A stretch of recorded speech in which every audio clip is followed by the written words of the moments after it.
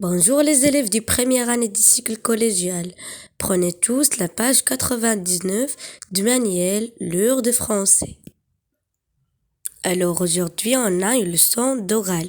C'est une leçon qui a pour but de lire de manière expressive un texte descriptif et adapter l'intonation à la ponctuation. D'accord. Que représente l'image? Oui, l'image représente une chienne. Alors, lisons le texte et répondrons aux questions du réplique j'observe et je comprends. La chienne poussette. En quoi est-elle? En bronze, en vieux bois de Chine noir, dur et huilé? Ou en greffe lamée sombre, cuit très longtemps? Elle est chaude quand on la touche, et plus dure qu'un meuble. Ses cuisses courtes sont toutes cordes de muscles, ni plus ni moins qu'un lutteur japonais. Pour la figure, chacun en prend ce qu'il veut, et livre à vous d'y trouver comme moi la gueule en tirelire d'un crapaud, un front bossu de dauphin, et ses yeux de cochon futés bridés, ce sourire d'enfant nerf. Deux grandes oreilles de chauve-souris coiffent le monstre, apte à souffrir, se fermer, se plier en coquille, et s'orienter en avant, en arrière. C'est Poussette qu'on la nomme, parce qu'elle est très petite mais costaude. Quand elle marche, elle a l'air de nager, tant elle meut délicatement ses courts et légers petits pieds d'éléphant. Mais quand elle nage, elle a l'air de se noyer, verticale et les pattes battant l'eau comme des palais de moulin, avalant la vague par le nez, par la gueule, par les yeux et les oreilles. Alors, passons aux répliques j'observe et je comprends. L'exercice 1. Quelle couleur caractérise l'animal décrit?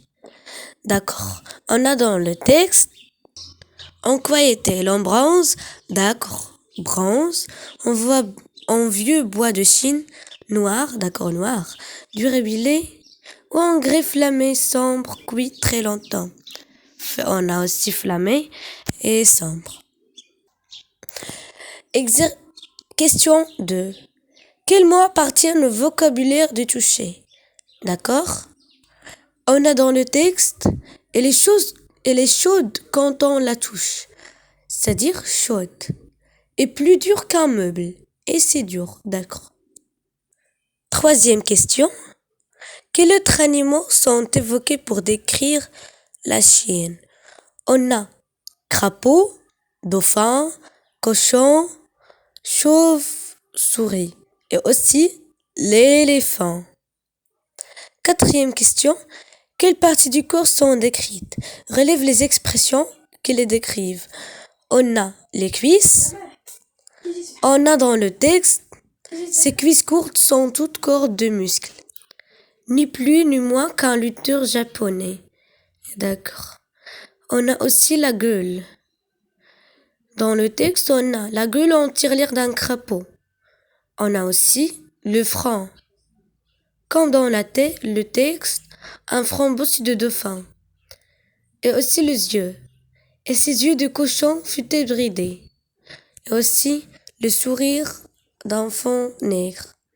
On a aussi les oreilles. Deux grandes oreilles de chauve-souris coiffent le monstre, aptes à s'ouvrir, se fermer, se plier en coquille et s'orienter en avant, en arrière. D'accord. On a aussi les pieds. Ces courts et légers petits pieds d'éléphant. Aussi les pattes.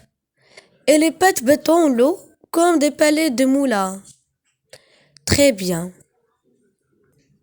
Cinquième question. Relève les expressions qui expriment le mouvement. Alors, les expressions qui expriment le mouvement dans le texte sont apte à s'ouvrir, se fermer, se plier en coquille, s'orienter en avant, en arrière. Quand elle marche, elle a l'air de nager. Mais quand elle nage, elle a l'air de se noyer vertical. Par la gueule, par les yeux et les oreilles. Très bien. Alors, la dernière partie fait tous les mouvements. Mais on dit la quatrième partie aussi se compose des mouvements. D'accord, passons aux questions numéro 6. D'accord. Et question numéro 6. Relève les comparaisons en quoi la chienne est-elle comparée. D'accord, dans le texte, la chienne est comparée par plusieurs choses, comme le crapaud, le dauphin, le cochon, l'enfant nègre, chauve-souris, l'éléphant, le meuble, le lutteur japonais. D'accord, on a. Je lis le texte. Après des lectures silencieuses pour t'imprégner du texte, une lecture à haute voix. Ta lecture doit être la plus expressive possible. D'accord? Ça, c'est un exercice à vous. Je veux que vous pouvez lire ce texte d'une, d'une voix haute et d'une lecture plus expressive possible. Yallah, au revoir les enfants. Yallah, au revoir.